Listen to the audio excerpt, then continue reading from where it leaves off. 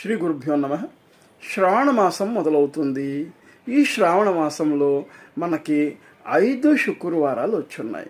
ఈ 5 శుక్రవారాల్లో ముఖ్యమైనటువంటిది వరమహాలక్ష్మి వ్రతం.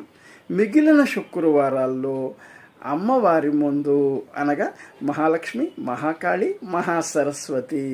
మహాలక్ష్మి ధనం కోసము, మహాకాళి శత్రుజయం కోసము, అదే ప్రకారంగా మహాసరస్వతి మీ ఇంటిలో పిల్లల విద్యాభివృద్ధి కోసము ప్రతి శుక్రవారము క్రమం తప్పకోకుండా ఇంటి గుమ్మానికి మామిడాకు, దానితో పాటు ఒక బిల్వ దళాన్ని కూర్చి ఆ యొక్క గుమ్మానికి తోరణం కట్టి ఆ యొక్క గడపకు పసుపు కుంకాలు పెట్టి అమ్మవారి వద్ద 2 నేతి దీపాలను వెలిగించడం మరవరాదు. దాంతోపాటు ఇల్లంతా కూడా శుక్రవారం రోజు సాంబ్రాణి ధూపం వేసి లక్ష్మీ కళను పెంపొందించుకోగలరు.